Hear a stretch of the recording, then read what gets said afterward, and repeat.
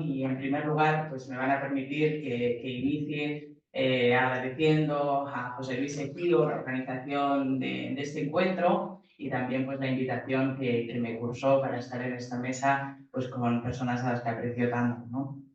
Y por otra parte, pues también creo que hay que felicitarle por el tema elegido, porque seguramente estos primeros años de Francisco de Vitoria, antes de su llegada a la Universidad de Salamanca, pues sean los años más desconocidos.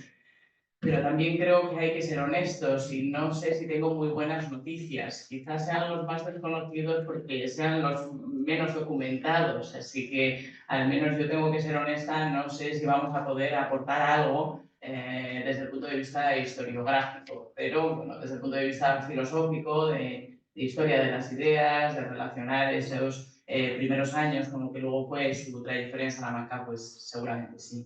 Y el objetivo de mi intervención pues sería eso, estudiar la llegada de Francisco de Vitoria a Salamanca para revisar algunas de las informaciones que se han vertido sobre ese periodo. Pues bien, Francisco de Vitoria llega a Salamanca en el año 1526. El 2 de agosto de 1526 se publica la vacatura de la cátedra de prima de la Facultad de Teología de la Universidad de Salamanca, que había estado ocupada por Pedro de León, también dominico. Como era una cátedra mayor, estaba en propiedad y hasta que no fallecía el catedrático, pues no podía salir a concurso. Es verdad que seguramente la cátedra de prima pues fuera una de las cátedras más importantes, no solo de la Facultad de Teología, no solo de la Universidad de Salamanca, sino que me atrevo casi a decir que era una de las cátedras más importantes del Imperio Español, de la universidad más antigua del Imperio. Y realmente había estado en manos de los dominicos en la mayoría de estas ocasiones, y bueno, pues los dominicos tenían un interés claro en que fuera también otro dominico el que pudiera conseguirla. Es verdad que en la historia de la cátedra de prima hay profesores que no pertenecieron a la orden, como Pedro Martínez de Osma, y no salió bien. Pedro Martínez de Osma será retirado, acusado, incluso tendrá un proceso por sus escritos sobre la confesión y las indulgencias que el profesor José Lavajos estudió muy bien y que lo tienen ustedes editado en la Universidad Pontificia de Salamanca. Pues bien, la universidad decreta que los que aspiren a ella tienen 30 días para solicitar su candidatura y se presentan el maestro Margallo y Francisco de Vitoria. Y ya empiezo a reconocer que no tenemos el proceso de oposiciones no se guarda y por tanto desconocemos qué pudo leer, cuántos votos obtuvo. Sí tenemos el acta de provisión del 7 de septiembre de 1526 y sabemos que Francisco de Vitoria obtiene la cátedra, que la gana y que toma posesión de ella en un banco del General de Teología. Y en ese mismo acta, del 7 de septiembre de 1526, se expone lo siguiente. Estando en claustro los dichos señores rector y conciliarios, antes que la dicha cátedra proveyesen, renunciaron todos los votos que estaban tomados de los frailes que no habían hecho los cursos en artes conforme al estatuto, de los cuales hubo 29 votos que mandaron rasgar, y mandaron que el dicho estatuto se guardase de aquí en adelante en todo y por todo, según que en el dicho estatuto se contiene. Así que parece que había 29 votos nulos que mandan rasgar y yo creo que aquí el profesor Getino pues es el que mejor explica la posibilidad, ¿no? de qué sucedió. Si ganó Francisco de Vitoria, pues parecería normal que esos 29 votos que ahora se rasgan y que se retiran, pues que le pertenecieran a Francisco de Vitoria, porque hombre, si ya alguien pierde, quitarle además al día siguiente 29 votos para que todavía sea más la distancia, pues no parece algo muy cordial. Y además, añado yo, pone que son 29 votos de frailes y inevitablemente en muchas ocasiones las votaciones en la Universidad de Salamanca, aunque eran los propios estudiantes los que votaban a los catedráticos, pues sabemos que también había una relación de dependencia, ¿no? Muchos de los estudiantes de la Facultad de Teología son frailes y dependiendo del candidato, pues también se inclinan a votar al de su propia orden. Pero en cualquier caso, el 21 de septiembre hace juramento y luego ya en octubre de 1526, como todo el resto del profesorado, iniciaría sus clases. Y la pregunta que nos hacemos, o en esas sombras que quedan sin documentar, es ¿por qué se presenta Francisco de Vitoria en Salamanca? Cuando la Orden de Santo Domingo de los Dominicos tenía ya allí un maestro, al maestro Astudillo. La tradición histórica nos ha dicho que el profesor Astudillo sabía mucho, pero que no lo sabía explicar tan bien como Vitoria. Y que precisamente, bueno, pues ha querido destacar ese carisma y esas dotes pedagógicas de Vitoria extraordinarias para ser maestro. Pero yo me pregunto si hubo algún interés anterior, y esa pregunta pues, nos lleva a su estancia en París y a su vuelta a Valladolid. Con respecto a su estancia en París, nada que añadir al profesor, a la magnífica intervención del profesor Castilla Urbano, pero sí que es verdad que los primeros biógrafos de Vitoria nos dicen sin más que sus superiores, observando las actitudes que Vitoria ya mostró en Burgos, le envían a París por la fama que tenía aquella universidad.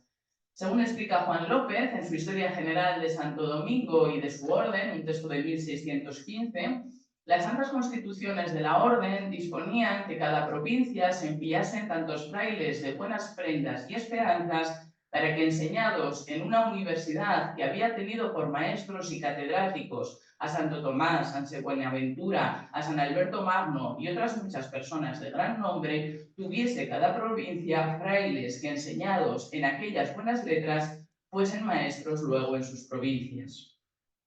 Alonso Fernández, en la historia de San Esteban de Salamanca, observa que le envió el provincial a estudiar al de París porque entonces aquella universidad era la que más florecía en toda Europa.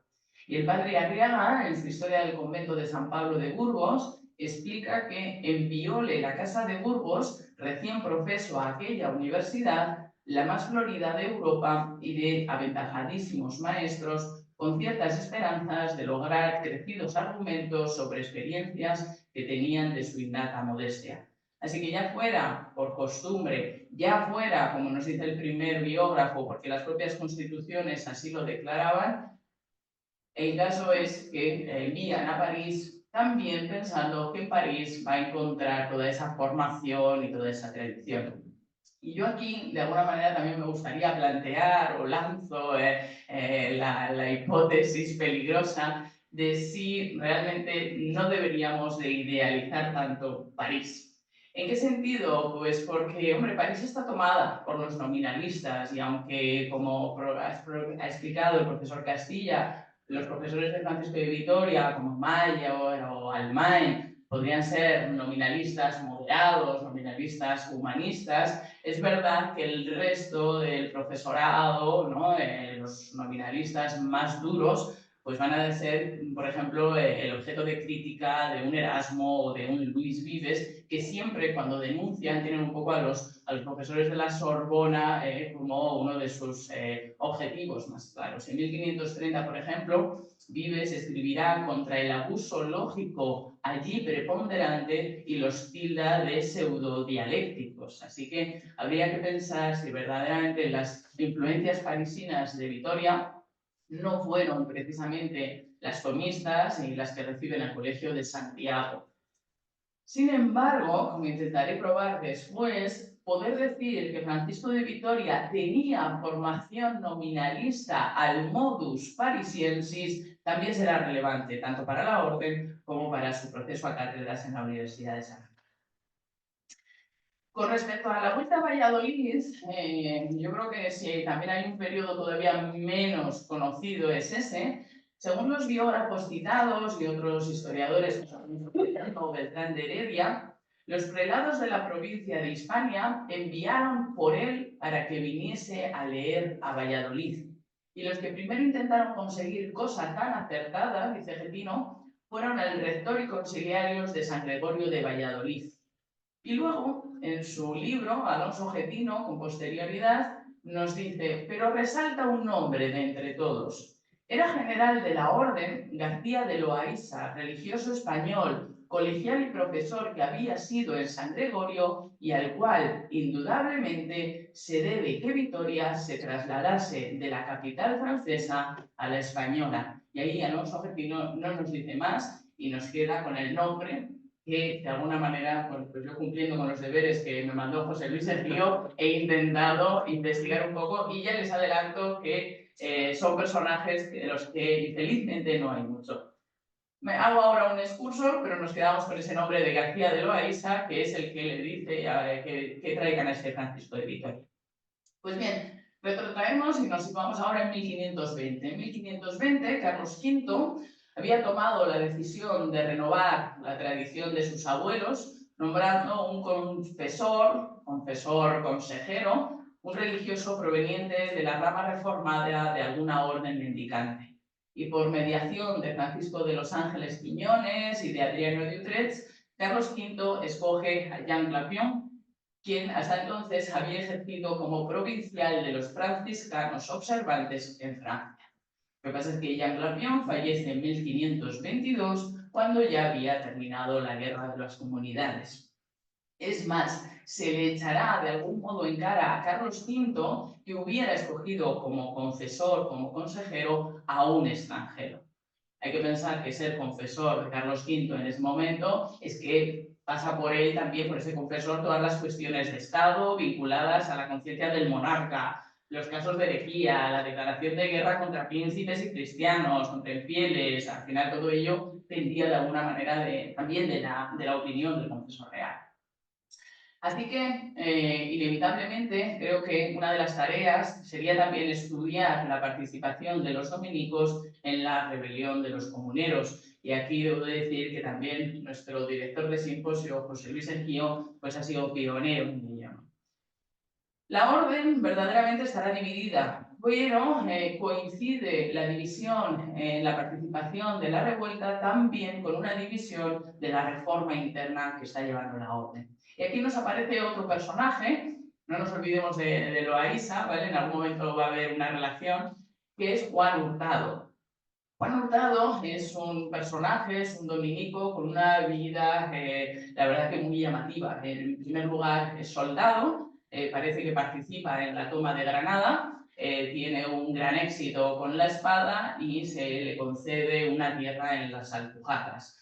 Pero se cansa de la vida noble y de la vida de palacio y entonces entra en la orden, se hace dominico y al contrario, se va al otro extremo y va a ser uno de los que trabajen por la reforma de la orden y va a intentar denunciar todos los excesos y va a trabajar pues, por una modestia, por una pobreza, por una vida humilde y sobre todo va a enfatizar también la importancia del carisma del estudio de los dominicos.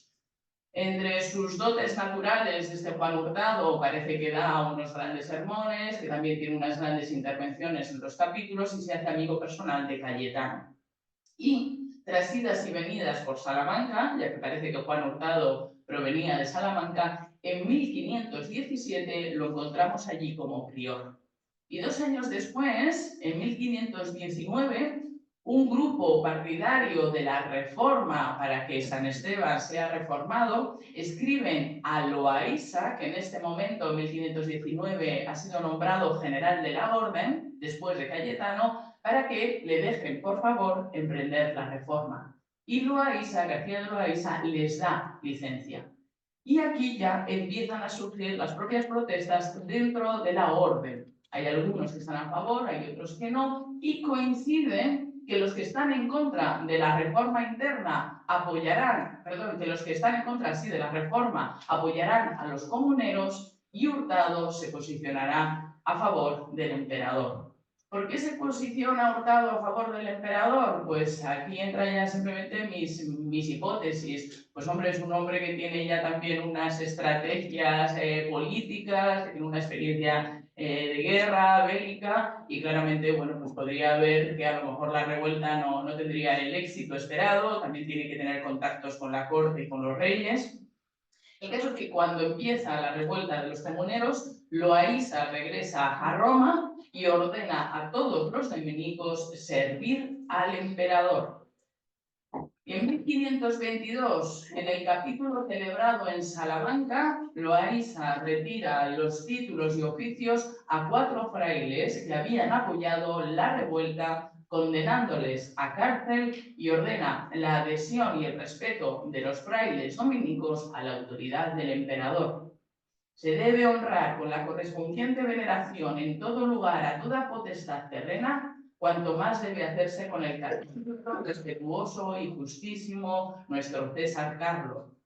A él amparan y sostienen la justicia, la paz, la misericordia y la verdad, y en grado máximo es honrado por los predicadores de la palabra divina, por los que el pueblo es iluminado y dirigido. Así que se vuelve a nombrar a Hurtado prior de Salamanca y sabemos que Hurtado va poblando el convento de Salamanca, dicen los biógrafos, de gente de vida austera y de sujetos excelentes en formación. O sea que en 1522, ¿vale? Esto es lo que está sucediendo en el convento de San Esteban, que va a recibir a Francisco de Vitoria, y está claro, ¿vale?, que la personalidad de Francisco de Vitoria casa muy bien con gente de vida austera y con sujetos excelentes en formación. Carlos V se entera de lo que ha hecho por él Hurtado y tras la victoria ante los comuneros escribe en varias ocasiones a Hurtado para recompensarle, le ofrece diversos puestos y él siempre lo rechaza, él quiere una vida austera y le pide que recompense a Loaysa, que realmente si él no hubiera venido, quizá nunca hubiera triunfado. Así que Carlos V, en un capítulo que se celebra en Valladolid en 1523 y que Alonso Getino entiende que Francisco de Vitoria ya está en Valladolid, Carlos V participa en ese capítulo y nombra confesor a Loaysa, que será confesor de 1523 a 1530.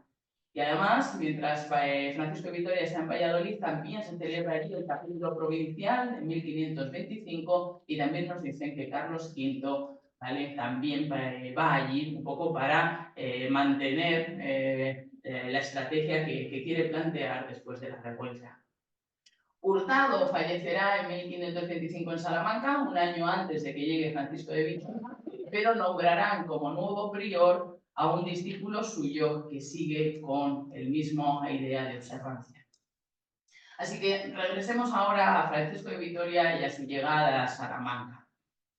La orden tenía a Diego de Astudillo. Según un poco los biógrafos, no lo presentan porque tiene poca gracia en la exposición, porque no es tan bueno como este joven Francisco de Vitoria. Pero yo propongo otras ideas. En primer lugar, que Vitoria podía ayudar a la reforma del convento de San Esteban, que casa muy bien con un hombre de formación, con un hombre que tiene esos valores de pobreza, de humildad.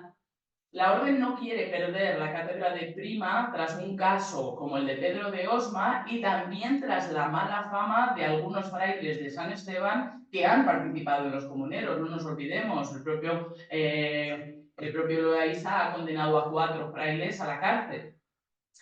Y estaba Francisco de Vitoria también formado en nominales. Aquí no me da tiempo a entrar de lleno, pero vamos a hacer un esfuerzo y en los 10 minutos que me pueden quedar, pues dedicar 5 al tema de los nominales. Cuando el cardenal Cisneros funda la Universidad de Alcalá, hoy los compañeros de Alcalá y de la Complutense nos llevamos muy bien, pero en un momento dado, en el siglo XVI, aquello no nos gustó mucho a los salmantinos, porque claro, era una competencia, ahora parece que vamos a perder alumnado. Sobre todo porque el cardenal Cisneros ofrecía una vía que no estaba abierta en Salamanca, que era la vía nominalista. Seguramente el propio cardenal Cisneros lo hizo para eso, ¿no?, para separarse de Salamanca y poder ofrecer algo novedoso. ¿Qué hacen los profesores de Salamanca? Pues claro, viendo que estamos perdiendo profesorado, que algunos se va a Alcalá, que estamos perdiendo alumnado, pues se debate si abrir las vías del nominalismo en Salamanca. Esto lo ha estudiado muy bien Beltrán de Heredia en un artículo ya famoso titulado Accidentada y efímera aparición del nominalismo en Salamanca. Pues bien, tras varias discusiones y debates en el claustro salmantino, pues se decide que sí, que se van a abrir unas cátedras de nominales y ahora se debate si realmente tenemos que traer a gente de fuera y en primer momento se opta por esa opción. Pero se va viendo que muchos de ellos ya se han comprometido con el cardenal Cisneros, se va viendo que a las arcas de la Universidad de Salamanca le cuesta mucho dinero enviar a profesores, a convencer a otros profesores para que vengan, y entonces Pedro de León, el catedrático de Prima al que va a sustituir Francisco de Vitoria, el antiguo catedrático de Prima, hace una aportación en uno de esos claustros y dice que por qué no formamos a nuestros propios estudiantes en nominales y por qué no les otorgamos las cátedras nuevas de nominales a hijos de esta universidad. Al final, si se les da el tiempo prudencial, pueden formarse en nominales ya en Salamanca y quedarse de catedráticos. Naturalmente, hay también ahí una intención de que los dominicos sigan manteniendo también las cátedras de nominales. Pero el 26 de abril de 1510, el claustro aprueba que pues la universidad quiere gastar sus dineros en hacer cátedras de nominales porque aprovechen los estudiantes, que es cosa justa que se vea el provecho y utilidad que se ha de hacer, estatuyeron y hicieron estatuto que de aquí adelante los estudiantes de esta universidad que se hubieran de hacer bachilleres en artes por suficiencia no sean admitidos sin que primeramente muestren cédula del lector de que han oído lógica hora de nominales a hora de las cátedras de reales de la dicha universidad o del general que tiene nominales. Así que hacen obligatorio, ¿vale?, que se haya tenido una formación. ¿Por qué? Porque no quieren haber creado nuevas cátedras para que luego los estudiantes no vayan a ellas y hayamos gastado mucho dinero. Así que a partir de 1510 va a ser obligatoria esa formación en nominales. E insisto, Francisco de Vitoria también venía muy bien porque podía alegar que tenía esta formación de París al modo parisiense, que es además como así se brindaba. Pues bien, volviendo a ese proceso, la orden deja entonces a Astudillo, quizás solo por las dotes académicas, quizá por otras razones que hemos visto, y Francisco de Vitoria se opone al portugués Margallo. Margallo ya era catedrático de Filosofía Moral en la Universidad de Salamanca y era también colegial de San Bartolomé, así que contaba con bastantes apoyos.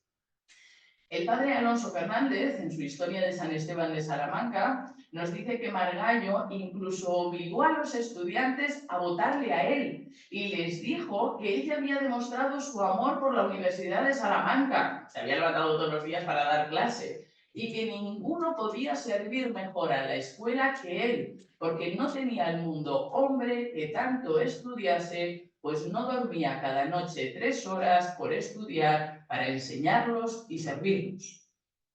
Y continúa este historiador. Pero luego que el maestro Francisco de Vitoria comenzó a leer de ostentación y a hacer ejercicios y actos escolásticos en los 30 días de la vacante, fue manifestando y descubriendo a todos el gran ingenio y fecundo talento que tenía, el cual, conociéndolo la escuela, le dio la cátedra con mucho exceso de votos y con aplausos de los estudiantes y del claustro.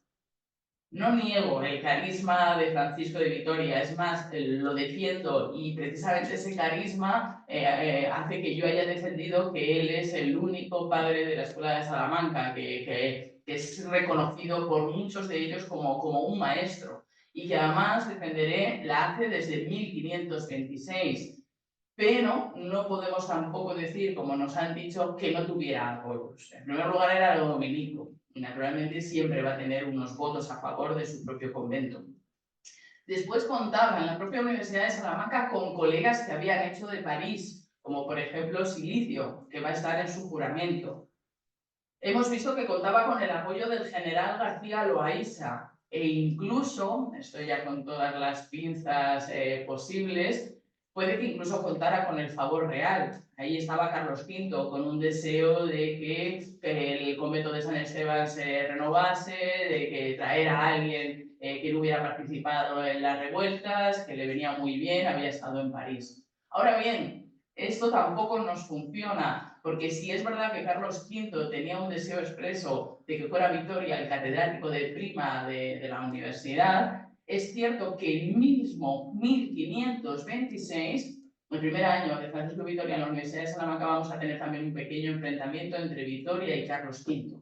Carlos V solicita a la Universidad de Salamanca que el doctor Parra, catedrático de Medicina, se ausente de su cátedra sin perderla, que la universidad le siga pagando, para que fuera médico personal de su tía, la reina de Inglaterra, Catalina de Aragón, y el claustro en donde está Francisco de Vitoria se niega y le responde en una carta muy dura que se conserva y dice que la independencia universitaria y la autonomía, que se busque a otro, que el catedrático tiene que dar sus clases, que no sería provechoso para los estudiantes que lo perdieran, que además se trata de un catedrático que acaba de llegar. Entonces, realmente, si hubo un interés por Carlos V para que fuera Francisco de Vitoria el nuevo catedrático de Prima, lo que sí hay que reconocer es que Francisco de Vitoria, desde los meses consecutivos a su consecución de la cátedra, tuvo una independencia de criterio hacia Carlos V y no dudó en oponerse a una petición real. Luego ya, mucho más adelante, esto es claro con algunas de sus doctrinas de las religiones. Así que ya con esto termino. Yo creo que en 1526 es un año importante para la vida de Francisco de Vitoria, que, insisto, también una idea personal es que desde ese mismo año comienza la escuela de Salamanca. Sabemos que nada más que él empieza las clases en octubre, vacía las otras cátedras, que el resto de estudiantes va a su propia cátedra a escucharla. Hemos visto que le reciben con aplausos, así que realmente debía de ser un maestro excepcional, un tipo, un intelectual con unas dotes. Y bueno, yo creo que es válido pensar que la escuela nace en 1526 y ya que nos aproximamos al 2026, pues os hago esta invitación para ir a Salamanca, porque espero que sea un año muy bonito en el que celebremos el centenario de la escuela. Muchas gracias.